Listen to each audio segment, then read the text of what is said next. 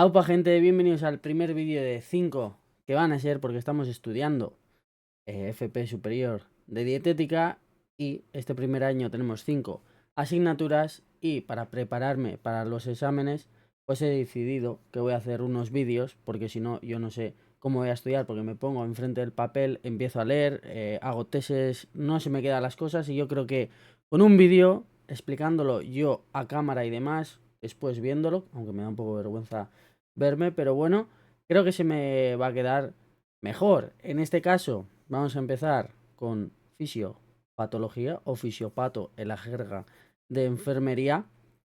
Y hay más asignaturas como control alimentario. Tenemos FOL también, que no lo hemos convalidado. También quería estudiar un poco eso y recordar, pues, pues cosas de formación y orientación laboral. Parece que soy chinito ahora de repente.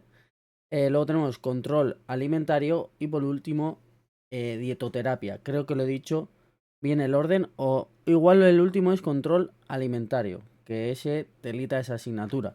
Y vamos a empezar ya, vamos al lío, ¿vale? O sea, esto va así. Tita. Como veis, fisiopatología, fisiopato, llamarlo como queráis. ¿Por qué un dietista tiene que estudiar esto? Esto no es más de la rama de la enfermería. Sí, obviamente, pero desde el punto de vista del dietética, hay que saber un poco de fisiopatología. Obviamente no vamos a saber todo lo que saben los médicos y los apuntes que vais a ver está bastante simplificado. Igual hay alguna cosa que nos falta y demás, pero viendo los apuntes que nos dieron y demás, y los apuntes que hemos hecho, yo creo que están bien simplificados, están bien explicados para que los entienda, en mi opinión, para que los entienda yo. Así que nada, eso, sobre todo los dietistas tenemos que saber un poco de dónde provienen las enfermedades y demás, para luego pues elaborar, que luego viene esa asignatura, esas dietas o pues una persona con dicha enfermedad, qué, qué es mejor que coma y qué no, y esas cosas, ¿vale? Pero en esta asignatura, es verdad que igual puede ser un poco chapa, entre comillas, aunque no, pues vamos a ver diferentes enfermedades y sus patologías y demás. Y vamos a empezar, pues, como pone aquí, con los fundamentos. ¿Qué es la fisiopatología? El fisiopato, pues es lo que estudia las enfermedades, básicamente, mientras el organismo está vivo y funcionando. ¿Y qué incluye esto? Cuatro cositas. La etiología, que es la causa de la enfermedad, de dónde proviene. La patogenia, el mecanismo, es decir, cómo se produce dicha enfermedad. Sintomatología, que son los síntomas y signos, pues cómo te sientes y demás. Y luego el síndrome, que es el conjunto de síntomas que están relacionados con dicha enfermedad, ¿vale? Eso para empezar, la fisiopatología, que es a modo de resumen. Y luego tenemos pues el estado de salud y la enfermedad, que es la salud, la capacidad de funcionar teniendo en cuenta estas tres cositas: física, mental y socialmente. Repetimos, capacidad de funcionar física, mental y socialmente. Tienen que estar las tres correctamente y eso se podría decir que estás bien de salud. Que igual cuando decimos salud pensamos solo en físicamente, pero no, hay que añadir mental y socialmente. Y la OMS, el bienestar completo, no solo es la ausencia de enfermedad, nos dice, ¿vale? O sea, para que lo sepáis, hay que estar, como hemos dicho antes, bien física, mental y socialmente. Un concepto clave, como pone aquí, es que es dinámico, ¿vale? Es muy importante en el examen, porque quieras o no, el cuerpo está todo el rato funcionando. Quieras o no, aunque estés quieto, estés durmiendo, está funcionando todo el rato. De ahí que sea un concepto clave. Luego tenemos la enfermedad, que es pues la alteración del estado de salud, por eso es un proceso dinámico que impide el funcionamiento normal de pues el cuerpo y sus funciones, ¿vale? Y luego tenemos los factores de la enfermedad que son intrínsecos, de genética y de edad que nos puede venir, o extrínsecos, que vendrían de fuera, pues el ambiente, la dieta, agentes externos, ¿vale? Y como hemos dicho antes, una idea clave en el examen que puede venir es pues que la salud y la enfermedad forman un continuo dinámico, que no es blanco o negro, ¿vale? Luego, la enfermedad como concepto completo tendríamos estas características. Tiene una causa etiológica, ¿vale? Iba a decir. Tiene una causa, etiología, ¿vale? Sigue un mecanismo, patogenia, como hemos dicho antes, y produce alteraciones fisiológicas. Tipos según el origen serían tres: genéticas, congénitas y adquiridas. Y es muy importante que la mayoría suelen ser, pues, de genética, sumándole el ambiente. Tenemos manifestaciones también, que serían signos, que serían objetivos, por ejemplo, la fiebre, y los síntomas subjetivos, pues cómo te sientes, dolor, fatiga y esas cositas. Otros conceptos, pues el síndrome, conjunto de signos y síntomas, y pronóstico, que sería la evolución de la enfermedad, cómo va progresando. ¿Qué tipos de tratamientos hay? Pues desde el punto de vista etiológico sería la causa, desde el punto de vista patogénico el mecanismo, y sintomático pues los síntomas, como dice su propia palabra.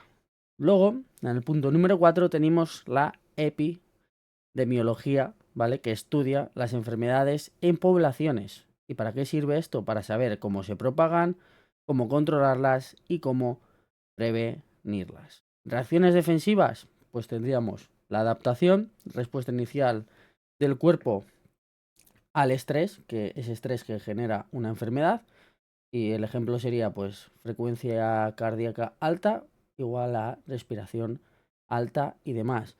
Si no es suficiente, pasaríamos a la defensa, inflamación, respuesta inmune, ¿vale? Pues nuestro cuerpo no, como dice ahí, en la defensa pues estaría inflamado y respuesta inmune. Inflamación, muy importante. Respuesta inespecífica frente al daño. ¿Y qué puede ser? Local o sistémica. Produce síntomas a partir de esa lucha que el cuerpo quiere ponerse bien, pero pues no lo consigue. Lesión celular. Ocurre cuando se rompe el equilibrio celular y tiene estos agentes físicos, calor, frío, radiación, químicos, tóxicos y fármacos, y biológicos, virus y bacterias. Otros factores que pueden estar aquí sería hipoxia, isquemia y malnutrición. Increíble estas palabritas, que aprendérselas y meterlas en la cabeza. Hay muchos conceptos, pero es lo que hay. Luego pasaríamos al punto 7, adaptaciones celulares. Pues con la L y R, de verdad, lo mío es increíble, parezco chinito. Benetan. Tipos clave en las adaptaciones celulares. Tenemos la hiperplasia, que es un número de células elevados. Tenemos hipertrofia, más tamaño. Atrofia, menos tamaño. Metaplasia, pues un cambio de tipo celular. Y displasia, crecimiento desordenado, que sería el precáncer, ¿vale? Y bueno, esto es un resumen ultra rápido. Fisiopato, causas más mecanismos más síntomas, salud, bienestar, dinámico, enfermedad, alteración del estado normal, signo versus síntoma, inflamación, defensa clave, lesión celular, físicos, químicos, biológicos, adaptaciones, hiperlapsia, hipertrofia y atrofia. Pero bueno, esto nada, está bien para saberlo. Y demás, pasamos al tracto gastrointestinal, ¿vale? Introducción al sistema digestivo, que incluye dos partes: el tracto gastrointestinal, TGI, órganos ajenos, glándulas salivales, hígado, vesícula biliar y páncreas, ¿vale? Partes del TGI en orden sería nenocternina, B, C, y I, boca, faringe, estómago, intestino delgado, intestino grueso. Función principal, pues procesar alimentos y aportar nutrientes a nuestras células. División del tracto gastrointestinal. Entonces tenemos el superior, que sería la boca, faringe, estómago, boca, faringe, esófago y estómago, y la función sería la iniciación de la digestión, iniciar la digestión de lo que comemos, la trituración más enzimas y luego el estómago, pH ácido, proteínas. Como veis ahí, en el tracto medio estaría el intestino delgado, que incluimos aquí el duodeno, yeyuno, lo he dicho bien, yeyuno y el ileón. Clave, el duodeno recibe bilis y jugos pancreáticos y el yeyuno y ileón hacen la absorción principal de los nutrientes que nos metemos al cuerpo. Que luego eso vamos a verlo porque hay bastantes cambios. Y la longitud del tracto medio del intestino delgado es de 7 metros. Bárbaro. Tracto inferior, que sería ya el intestino grueso, tendríamos el ciego, el colon, ascendente, transverso, descendente y sigmoide, recto y el canal anal. Así es, función, formación y eliminación de heces. Pasamos ya a la anatomía e histología. 4 capas del tubo digestivo, muy importante. Tenemos la mucosa, la submucosa, la capa muscular y la serosa. Función de las capas, pues la mucosa es absorción y secreción. La submucosa tenemos los vasos y los nervios. La muscular, movimiento, motilidad. Y la serosa, la protección, que incluye el estómago. Tan importante, glándulas gástricas. Y aquí tendríamos 4 puntitos.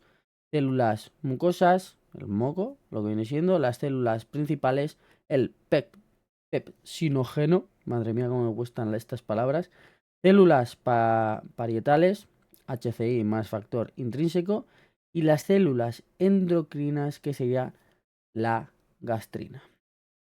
Pasamos al punto número 4, que tendríamos funciones del tracto gastrointestinal, 4 procesos importantísimos: digestión, secreción, motilidad y absorción, lo que hemos visto antes. Y la explicación rápida sería, pues la digestión rompe las macromoléculas, la secreción enzimas más moco, la motilidad pues es el movimiento del alimento y la absorción que pasa a sangre. Clave, absorción principalmente en el intestino delgado, como hemos dicho antes, y función extra, pues la barrera protege frente al exterior. Motilidad, ¿qué es esto? Pues es el movimiento del tubo digestivo. ¿Y qué hace esto? Hace una contracción y relajación, ¿vale? Y es una mezcla más transporte, mezcla de los nutrientes y los transporta. En la masticación reduce el tamaño, lo mezcla con la saliva y inicia la digestión. En el esófago, movimiento peristático, es decir, que empuja el alimento al estómago. Motilidad gástrica, funciones: almacenar el alimento, mezclarlo, que aquí ya estaríamos con quimo, y vaciar al duodeno. El intestino delgado mezcla y absorbe y forma el quilo. Tipos de movimiento: a ver si lo digo, peristático, perdón, y segmentación. Y el intestino grueso es un movimiento más lento y es lo que forma las heces, que luego pues los echamos por el canal anal. El tiempo total de digestión pues suele ser 12 o 48 horas. Cuando decimos, según los nutrientes que nos metamos y demás, pues dura eso. Cuando digo que el cuerpo está en constante funcionamiento, pues como veis, comemos 12 o 48 horas de digestión. Es muy loco. O sea, loquísimo, sin más. Lo de ritmo ultra rápido nos lo saltamos. Pasamos ya al proceso digestivo, el control del apetito. La secreción, tipos principales, pues estaría la salival, la gástrica y la intestinal. Secreción salival producida por pues, las parótidas, los sublinguales y los submaxilares. ¿Qué contiene esto? La amilasa y la lisocima. Funciones: lubrica alimentos, inicia la digestión, los hidratos, protección antimicrobiana y permite darte ese gusto, ¿no?, de saborear la comida y demás, y pues de tener diferentes gustos. Pasamos a la secreción gástrica, que el jugo gástrico sería pues más o menos 1,5 litros al día. Componentes clave, que esto es muy importante: tenemos el ácido clorhídrico, HCI, que aquí baja el pH y activa la pepsina. En cuanto a la pepsina, inicia la digestión de las proteínas, factor intrínseco, absorción de vitamina B12 y el moco más bicarbonato, la protección de la mucosa. En la secreción intestinal, ya pasamos al punto número 3, ¿qué función tiene? Tiene la digestión y la protección a modo general. ¿Qué componentes? Tenemos las enzimas, lactasa, sacarasa y peptidasas. En el moco lubrica y protege. En el bicarbonato, que ya estaríamos en el páncreas, neutraliza el ácido. Y las hormonas, tendríamos la secretina y CCK. Y por último, las sales biliares, digestión de las grasas. ¿Qué es la digestión? Punto número 4 ya. Romper las macromoléculas, es decir, las moléculas simples. ¿Y qué fases tiene esto? Pues para empezar, la boca, la amilasa, carbohidratos, el estómago, HCI más pepsina, las proteínas, y en el intestino delgado, clave, digestión principal y enzimas pancreáticas. Enzimas pancreáticas. Interesante. Enzimas importantes. Tendríamos las proteínas, que estaría la pepsina, tripsina y quimotripsina. Los carbohidratos tendríamos la amilasa, las disacaridasas y pasaríamos ya a la grasa, que estaría la lipasa y la bilis, que sería la emulsifica, perdón. Y luego ya, punto número 5, pasamos a la absorción. ¿Dónde ocurre? Principalmente en el yeyuno. En el ilion sería la vitamina B12 y sales biliares. Y en el colon, agua y electro. Datos clave, el intestino recibe 8 litros al día, de los cuales solo absorbe, te diría, el 80%. Es decir, que el 20% de lo que nos metemos de líquido no se absorbe. Y bueno, el colon que absorbe agua y pues ahí tenemos... química, no me acuerdo. Increíble lo mío. Y luego produce ácidos grasos, fibra y vitamina K. ¿Vale? Con el punto número 6 ya, control del tracto digestivo. Tipos de control, pues tendríamos nervioso, sistema nervioso entérico, parasimpático que estimula y simpático inhibe. Neurotransmisores clave, tendríamos la acetilcolina, que esto estimula, la serotonina, que esto da motilidad, y las encefalinas, baja el tránsito, ¿vale? Los plexos, Meissner, increíble, secreción, y Auerbach, motilidad. Lo de estos nombres es increíble, de verdad, yo flipo. Regulación gástrica, tenemos el vago, activa la secreción, la gastrina aumenta el ácido, la histamina más de lo mismo, pero la somatostatina baja el ácido. Pasamos al número 7, órganos anejos, tenemos el hígado, produce bilis, metabolismo de los nutrientes, detoxificación y regula la glucosa. La vesícula biliar, en cuanto a la vesícula biliar, tenemos que almacena la bilis, la libera al intestino y emulsiona las grasas. En cuanto al páncreas, secreta las enzimas digestivas y el bicarbonato. El punto número 8, control del apetito.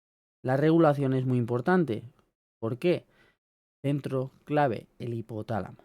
Las hormonas, leptina, saciedad, la grelina, es lo que nos produce hambre, ¿no? Y la insulina, regulación energética. Factores biológicos, psicológicos del estrés y ambientales. Y ya pasaríamos a la fisiopatología digestiva, ¿vale? Así que aquí que tenemos fisiopatología del TGI. Estudia los cambios funcionales del sistema digestivo de la enfermedad. Importante base para los diagnósticos y el tratamiento. Mecanismos de defensa, pues tenemos las barreras físicas, piel y mucosa, sistema inmune, pues sería ya la inflamación y las secreciones, mocos y enzimas. Como veis, hay muchas cosas que se repiten. Herpes simple, que sería el HSV-1, características infección viral, afecta a labios y cara y muy frecuente y contagiosa, ¿vale? Importante, no tiene cura definitiva. Y el tratamiento que sería, pues, antivirales como el aciclovir y penciclovir, madre mía. Y por supuesto la higiene local. En cuanto a la caries, la causa sería ácidos bacterianos que desmineralizan el esmalte. Y en cuanto a la evolución sería pues esmalte, pasaríamos a la destina y después a la pulpa. Síntomas, dolor, sensibilidad, manchas, agujeros. El tratamiento, pues ya eliminación del tejido dañado y restauración dental. En cuanto al reflujo gastroesofágico, tendríamos el RGE, que la definición sería paso de contenido gástrico al esófago, así a modo general y resumen. Y el síntoma clave sería aquí el pirosis, el ardor ese que nos causa. Causa principal, que es muy importante esto, alteración del esfínter esofágico y inferior, que la abreviatura sería EEI. Factores de riesgo, grasas, picantes, cítricos, obesidad y tabaco y alcohol. Síntomas tendríamos pues pirosis y regulación ácida. Y en cuanto al tratamiento, pues sería higiénico y dietético, comidas pequeñas, no tumbarse tras comer, por ejemplo, evitar irritantes y pues estaría bien bajar de peso. Farmacológico, pues tendríamos pues el IVP, bomba de protones, antiácidos y procinéticos. Y en complicaciones, pues estaría la esofagitis, la úlcera y el esófago de Barrett, que sería el premaligno. Pasaríamos a la úlcera gastroduodenal, que la definición sería lesión en mucosa por ácido más pepsina. La causa sería el desequilibrio de los factores agresivos versus defensivos y las primeras causas principales serían el Helicobacter pylori y el Aedes. Síntomas, dolor epigástrico, aparece tras las comidas y mejora al comer. Tratamiento, IVP, antiácidos y erradicación H. pylori, ¿vale? El vómito, definición, expulsión violenta del contenido gástrico, función, defensa al expulsar los tóxicos. Pues algo que nos hemos comido que está mal o que nos sienta mal, nuestro cuerpo no lo quiere digerir y dice, pues lo vas a echar por la boca. Y el mecanismo que hace, pues contracción abdominal, cardias abierto y el píloro cerrado. Conceptos relacionados, pues puede ser náusea, ganas de vomitar, arcada, contracción sin vómito y la regulación, que esto sería ya, regulación. Regurgitación, que ya esto sería sin esfuerzo. Tratamiento para el vómito, pues hidratarte bien, corrección de los electrolitios, dieta progresiva y pues fármacos, ¿vale? Pasamos ya al estreñimiento, diarrea, hígado y páncreas. Estreñimiento. La definición sería menos de 3 deposiciones a la semana, ¿vale? Heces duras y con poca agua. Escala Bristol, esto es muy importante. Tenemos la tipo 1-2, que sería el estreñimiento. El tipo 3-4, que ya sería pues normal. Y tipo 6-7, diarrea, que luego la vamos a ver. Hay 3 tipos. Tenemos el primario, idiopático, sin causa clara. El secundario, pues enfermedad, Parkinson, cáncer y demás. Y iatrogénico, que sería pues fármacos. Factores clave, baja fibra, poca hidratación, sedentarismo, ignorar ganas de evacuar. Tratamiento, hay que subir la fibra, el agua y el ejercicio. El ejercicio, como veis, no es desde el punto de dietética Muy importante, pero hay que recordar que moverse y hacer ejercicio es muy importante para evitar bastantes enfermedades, para que lo sepáis. Hábitos: ir al baño tras comer, reflejo gastrocólico, que yo suelo ser de esos, la verdad. No aguantar las ganas cuando tenemos que ir al baño. Ir, que estás fuera y te pilla y tal y te quieres aguantar hasta ir a casa. Porque no haces esto, no haces caca a no ser que sea en tu casa. Mm, Vale, pero ten cuidado. Para poder ser, no aguantarse las ganas y una rutina fija. Te levantas, mira, por ejemplo, yo me levanto mientras preparo las cosas del día, ya voy una vez al baño. Después de desayunar, pues no sé si voy otra vez. Y luego ya sería, como estoy todo el día afuera, ya luego sería a la noche. Y si no funciona ya esto, pues laxantes, pero muy importante, esto ya de uso médico te lo tiene que recetar el médico y no el dietista. Pasamos a la diarrea. Definición: que sería más frecuente, que vas al baño más frecuentemente y hay más agua en las heces. No son pues un chorongo bien ahí hermoso. No, hay agua, es más líquido. La OMS dice que suele ser igual a 3 o más deposiciones líquidas al día. Y por la parte de la fisiopatología, que es bastante clave, sería alteración, absorción y secreción. Más agua intestinal, más motilidad y menos absorción. Espiral de la diarrea. Tipos: tenemos aguda, que dura 14 días, ¿vale? Persistente, que sería ya más de 14 días. Y crónica, entre 3 y 4 semanas. Síntomas: heces líquidas, dolor abdominal y deshidratación, porque obviamente cuando hacemos diarrea estamos expulsando bastante líquido y por lo tanto eso nos hace pues estar más deshidratados. Y en el tratamiento que nos va a venir entonces, que es muy importante: rehidratación oral, clave, dieta y ayudarse de electrolitos para esa pérdida de líquido, ¿vale? Los casos graves, vía 4, ¿vale? Infecciones, antibióticos.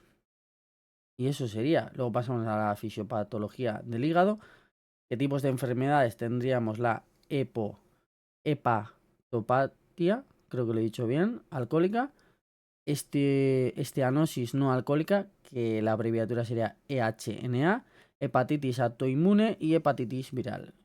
El final común sería cirrosis hepática, fibrosis irreversible, sería esto. Y la hepática alcohólica, pues la causa sería pues alcohol, acetaldehído, que este sería tóxico, consecuencia de daño celular y el hígado graso. Tratamiento: que no sé decir, tú, abstinencia total. Ahora sí. Luego, esteanosis no alcohólica, EHNA, causa resistencia a la insulina, ¿vale? Asociado a obesidad y diabetes. Tratamiento: control de causa, no hay un fármaco ahí claro. Y hepatitis autoinmune, pues el sistema inmune ataca directamente al hígado. Hepatitis viral, virus ABCE. Riesgo sería pues de padecer cirrosis más cáncer, ¿vale? Fisiopatología del páncreas. Principales enfermedades que encontramos aquí: pancreatitis aguda, crónica, cáncer de páncreas y diabetes. Pancreatitis aguda, muy importante: inflamación por alcohol o causas biliares, mecanismo autodigestión por enzimas. Y los síntomas serían pues dolor abdominal intenso, náuseas y vómitos. Pancreatitis crónica, inflamación prolongada, que esto sería ya la fibrosis, consecuencias pues una mala absorción y diabetes. Cáncer de páncreas, pues aquí tendríamos que sería asintomático al inicio, y los factores que pueden darnos este cáncer de páncreas pues sería el tabaco y la obesidad. Páncreas endocrino, muy importante. Aquí tenemos bastantes tipos de diabetes que veremos más adelante. Para empezar, tipo 1, que sería el autoinmune, que no produces insulina, no absorbes ahí bien los carbohidratos. Y la diabetes tipo 2, resistencia a la insulina y relación sobre todo con la obesidad. ¿Vale? Pasamos ya al siguiente punto, que tendríamos el metabolismo y trastornos de los hidratos de carbono. Metabolismo glúcido, función principal los hidratos de carbono, fuente de energía, que sería la glucosa, y claves principal hidratos de carbono, que estos generan almidón tras la digestión, monosacáridos y la glucosa principal. Uso energía mediante glucólisis, exceso de glucosa, por lo tanto, aumento de glucólisis, menos glucemia y regulación en hígado y músculo. Almacenamiento en forma de glucógeno, tendríamos el hígado y el músculo, y la función sería mantener la glucemia y energía en ejercicio. Las hormonas clave, la insulina, ¿vale? Muy importante, y función principal, pues llevar menos glucosa en sangre. Los efectos, pues entrada de la glucosa a células, almacenamiento glucógeno de grasa aumenta, menos glucogénesis y menos catabolismo proteico. También hay que añadir menos lipólisis y más lipogénesis, ¿vale? Luego ya tendríamos el glucagón, que la función sería llevar más glucosa en sangre. Los efectos actúa en el hígado, liberación de la glucosa aumenta y la lipólisis también, que es lo opuesto a la insulina. En el punto número 3 tenemos la alteración de disacáridos, que la causa principal sería el déficit enzimático, el ejemplo, pues la lactasa, intolerancia a la lactosa, consecuencias, diarrea osmótica, distensión, gases, dolor abdominal. La intolerancia a la sacarosa, defecto genético, déficit de sacarasa, y ahí lo tendríamos, ¿vale? En el punto número 4 tenemos la diabetes mellitus, que es muy importante, definición, menos uso de glucosa, por lo tanto aumenta la glucemia. Diagnóstico, glucemia en ayunas, lo tendríamos más de 126 miligramos de miligramos de hectolitros, creo que se dice así. Tipos tenemos la tipo 1, autoinmune, destrucción de células beta, no produce insulina. Tipo 2, más frecuente, el 90 al 95%, esta es la más frecuente. Esta lo que hace no es que no produzca insulina, es resistente a ella, resistencia a la insulina, y está relacionado sobre todo con la obesidad en personas con sobrepeso. En otros tipos de diabetes mellitus tendríamos el MODY, que es genético, y gestacional, que suele pasar durante el embarazo. En cuanto a clínica, tenemos infecciones repetidas, mala cicatrización y edema, ¿vale? En cuanto al síndrome hipoglucémico, definición sería que la glucosa es más de 70 miligramos en hectolitros, y los síntomas serían temblor, ansiedad, hambre, hipertensión. El cerebro, muy importante, es gluconeuro, es decir, que nos falta glucosa. Tendríamos la cefalea y visión borrosa. Las causas, diabetes mal controlada, ayuno, alcohol y enfermedades. Vais a ver que el alcohol está en mucho. Y tratamiento sería pues azúcares rápidos, ajuste la medicación y una dieta regular. En el punto número 6 tenemos trastornos congénitos, que la definición sería enfermedades genéticas por déficit enzimático, y los tipos serían glucogenosis, y el problema principal de esto es que el metabolismo glucógeno, ¿vale? Las consecuencias, un acumulo en el hígado y en el músculo, daño en los órganos, y ahí pasaríamos a la galactosemia, que el problema principal sería pues el metabolismo galactosa. Tratamiento, quitar la lactosa, literalmente, y las consecuencias sería cataratas. Pasamos a la fructosa, tipo sería fructos, si lo digo bien, fructosuria benigna, esta sería leve, y la intolerancia a la fructosa, que aquí ya pasaríamos a grave. Síntomas: hipoglucemia y daño hepático. Pasamos ya al metabolismo y trastorno de lípidos, proteínas y minerales. En el metabolismo lipídico tendríamos la composición de grasas, que el 90% son triglicéricos, y en cuanto al 10% restante, colesterol más fosfolípidos. Digestión: en el duodeno y en el bilis, como lo hemos visto antes. Y en las enzimas tendríamos la lipasa pancreática y fosfolipasas. Diseño de los ácidos grasos: almacenamiento, triglicéridos, lipogénesis y uso energético, beta oxidación. Muy importante: insulina en grasas, más síntesis grasas, menos lipólisis y más almacenamiento. En cuanto a las alteraciones lipídicas, tendríamos la hiperlipoproteinas. Madre mía, vaya palabra, a ver si la digo bien. Hiperlipoproteinemias. Madre mía, tú, ¿cómo va a aprenderse esto ahí? ¿Y esto qué es? Exceso de lípidos en sangre. Importante relación directa con la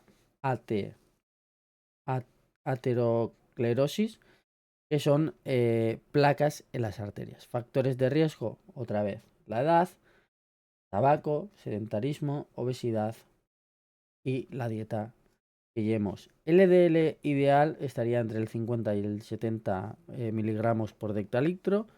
Y pasaríamos ya al hipolipoproteinemias, que sería bajo niveles de lipoproteínas, que sería bajo el HDL o LDL, que puede ser incluso un protector cardiovascular.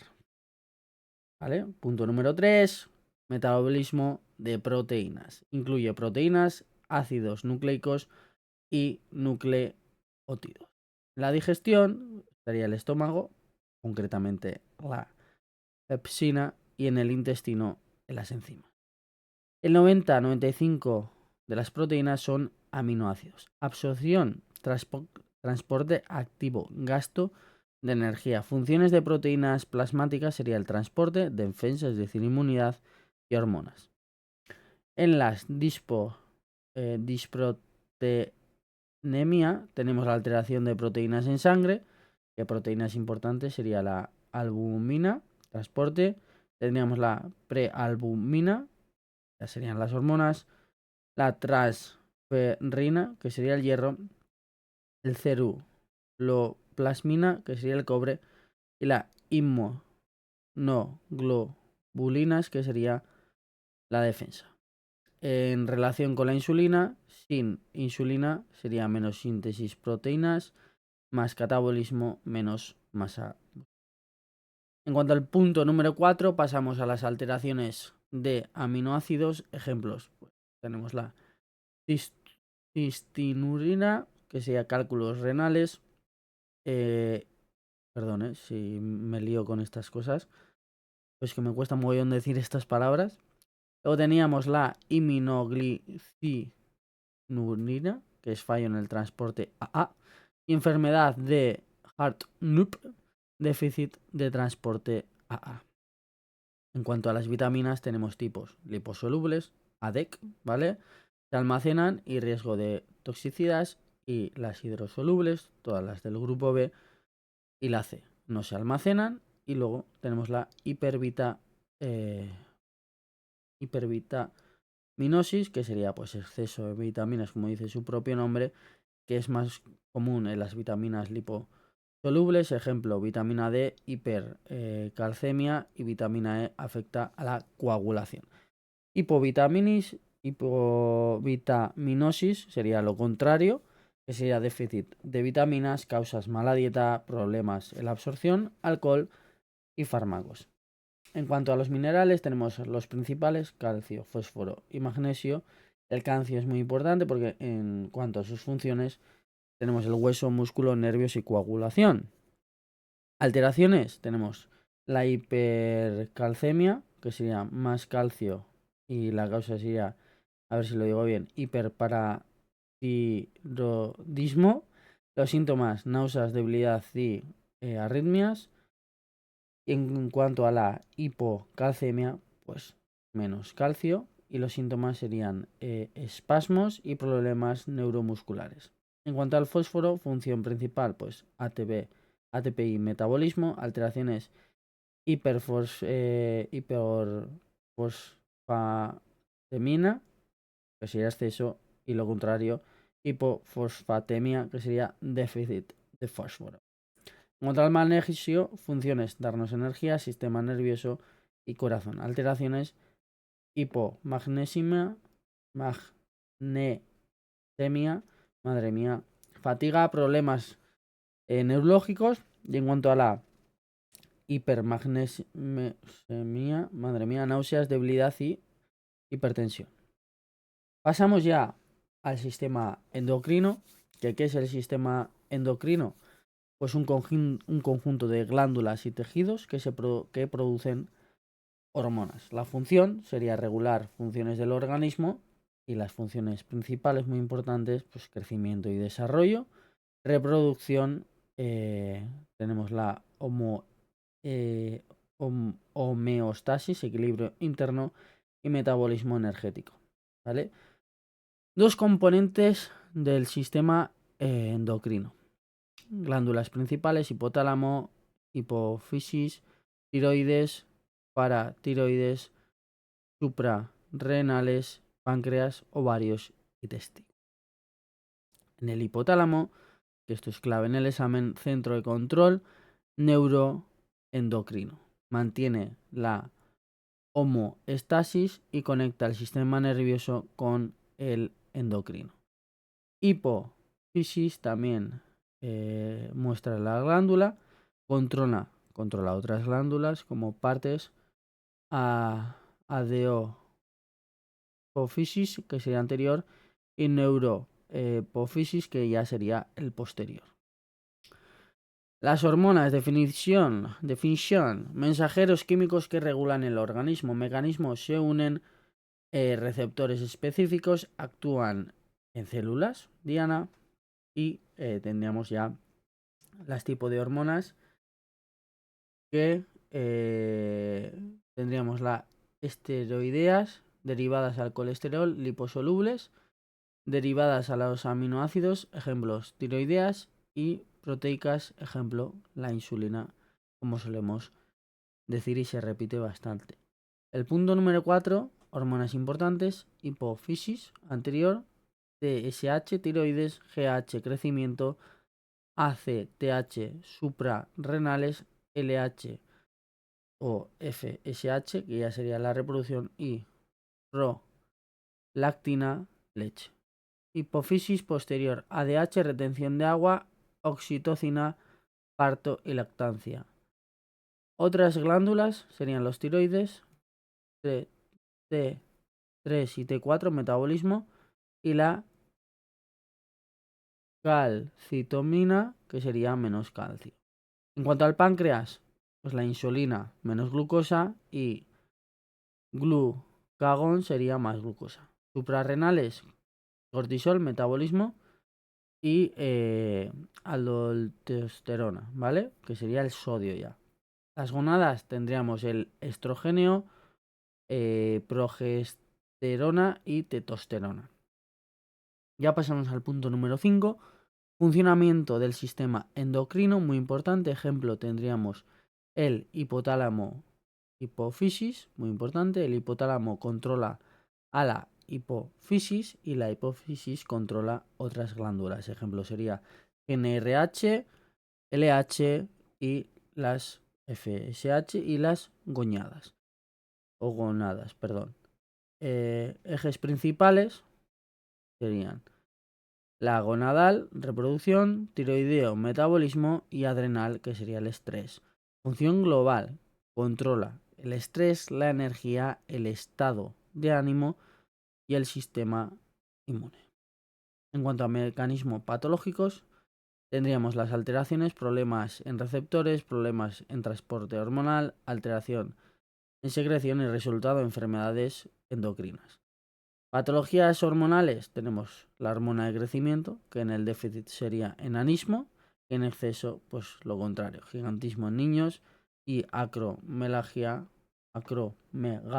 en adultos.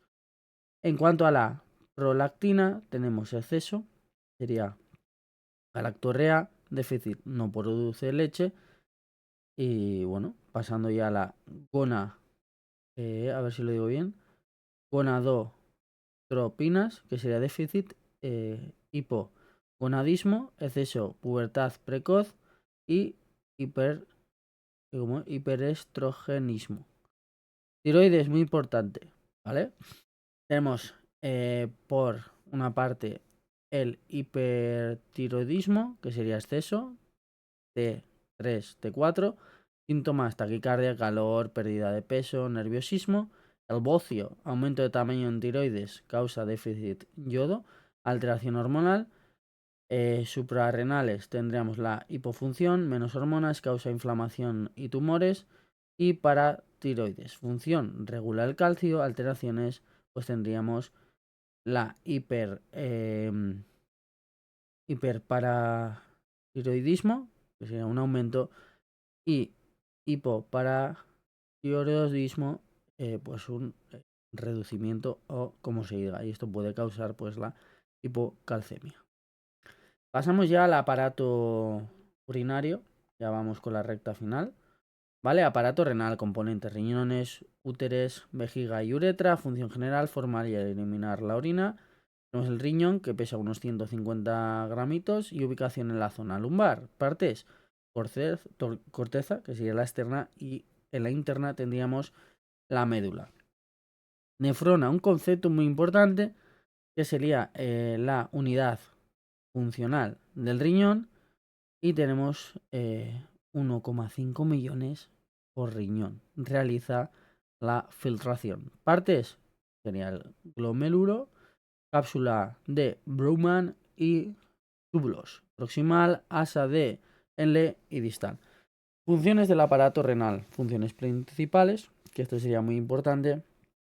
Regula el agua corporal, la presión arterial, ¿vale? Mantener el equilibrio iónico y osmótico, regular el pH, ácido-base, eliminar desechos, urea, ácido úrico, y la función endocrina, ¿vale? Regulación, presión arterial. En el sistema sería renina, pasaríamos a la angiotensina, de ahí a la aldosterona y de ahí al ADH.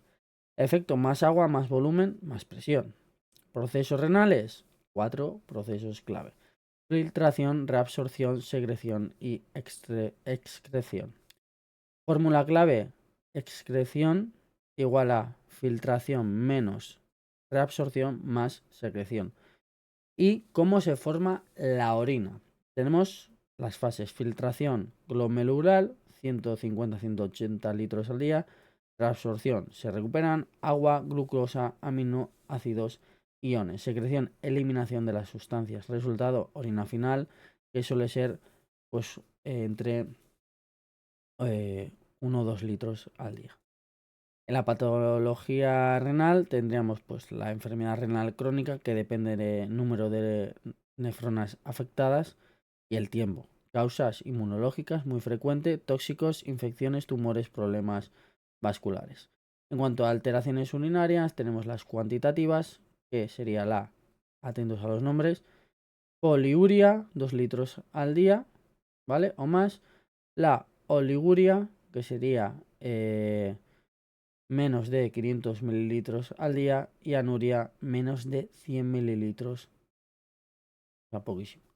Cualitativas, tendríamos la proteinuria, proteínas en orina, la hematuria en sangre, la leucocituria, leucocitos, perdón, y la bacteriuria, que serían ya las bacterias.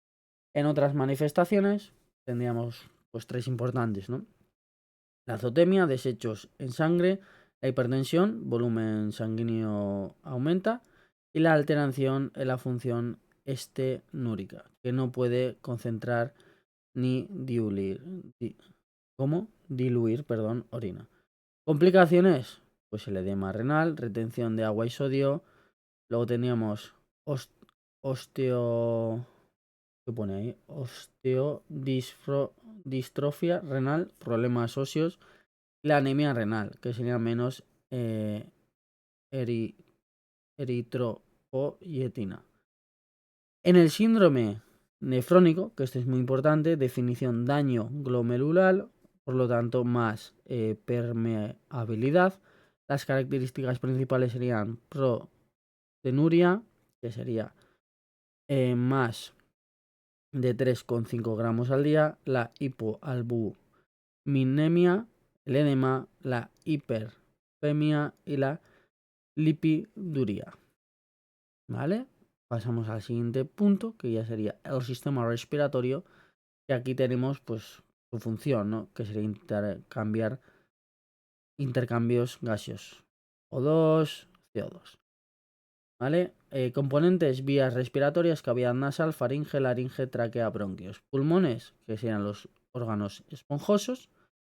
Y bueno, componente muscular, función, permite inspiración, expiración. Músculos principales en la expiración: diafragma clave. Tenemos los intercostales externos y los escalenos.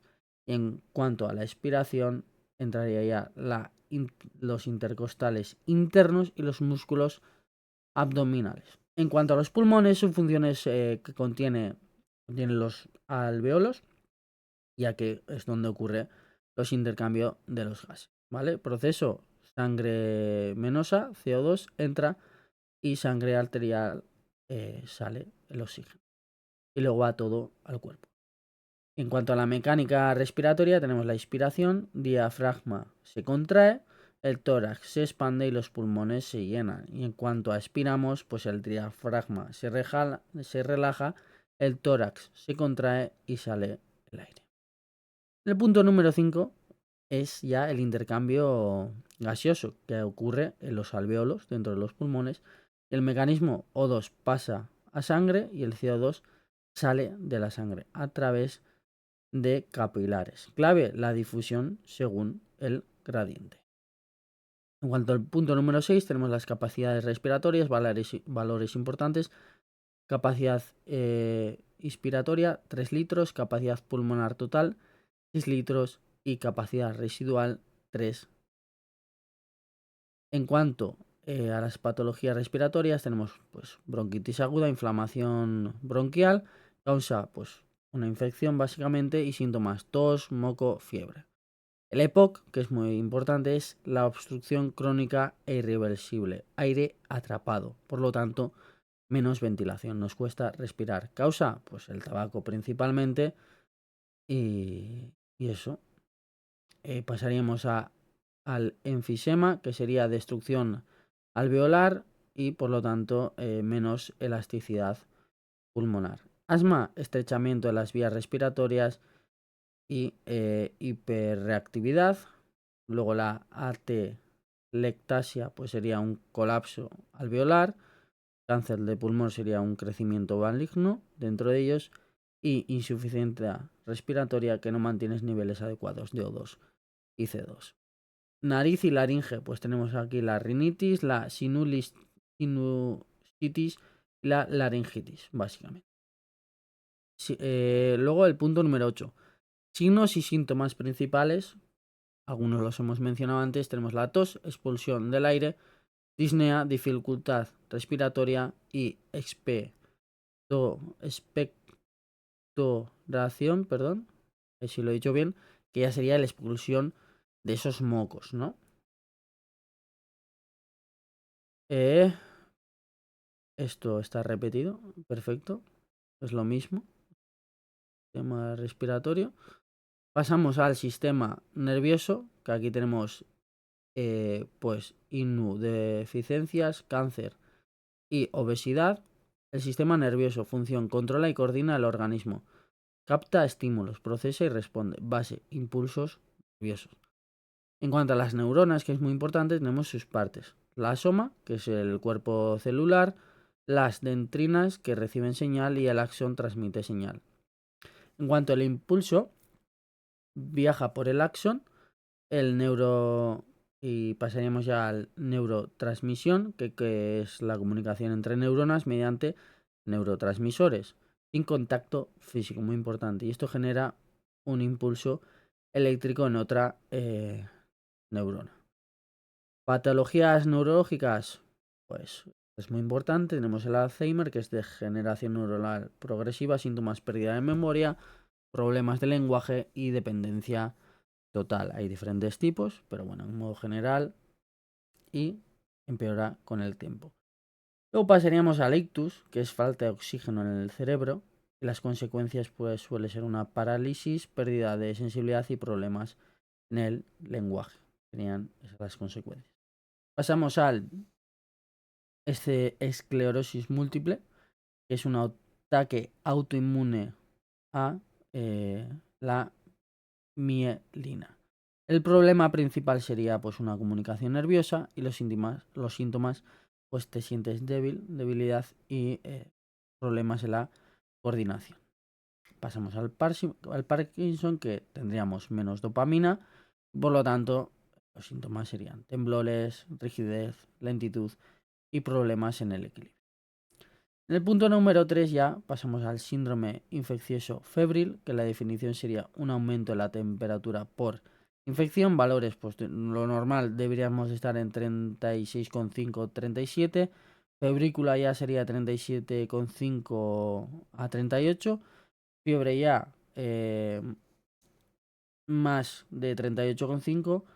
Y hipotermia menos de 35. En cuanto a la inmunodeficiencias, la definición sería sistema inmune que no funciona bien, por lo tanto más infecciones, y tipos teníamos las primarias, que sean congénitas o hereditarias. Secundarias, tendríamos las causas: infecciones, SIDA, cáncer, fármacos, malnutrición y drogas. Tumores, definición: crecimiento celular anormal. Típicos, sí. Tipos, tenemos benignos, que crecen lento y no ¿cómo pone? A ver, si lo digo bien, metastatizan. Metastatizan, sí. Eso es. Crecen lento y no metastatizan. Malignos, ya entrañamos en cáncer. Crecen rápido, hacen la metastasis y pueden reaparecer. Tumores frecuentes, en niños tendríamos la leucemia, mítico, neuroblastoma, y la osteosarcoma. Madre mía, cómo cuesta decir estos nombres, ¿eh? Imagínate aprenderlos, pero bueno, con calma. Adultos: pulmón, mama, próstata, colon y melanoma. En cuanto a la obesidad, pues definición de exceso de grasa corporal, causas problemas hormonales, trastornos nerviosos, exceso de ingesta diaria y menos ejercicio. Enfermedades asociadas, muy importante: la diabetes tipo 2, la hipertensión, displemia, problemas respiratorios y cáncer. Todo eso por tener obesidad, ¿eh? Increíble todas las enfermedades que se asocian con tener un exceso de grasa corporal. Y esto sería todo. Vaya chapa increíble, ¿no? Me comentan. Es una asignatura dura, sobre todo si no ha estado biología, que es mi caso, porque en bachiller di dibujo técnico. Pero bueno, es lo que hay, conceptos nuevos, toca aprender, sobre todo hay nombres que, como habéis visto, me cuestan, pero poco a poco y con un poco de prisa, que el examen viene ya, pero bueno, creo que vamos a ir bien. Y fisiopato, que creo que es una de las asignaturas más difíciles junto a control alimentario para mí, las demás son más fáciles. Creo que es interesante y eso, igual cuesta de aprender, pero bueno, es lo que hay. Y eso sería todo por hoy. 1 hora. Está bien, 1 hora de vídeo. Me gusta. Me gusta. Y nada, nos vemos en el siguiente. que creo que es control alimentario o alimentación equilibrada, no sé. Pues vemos.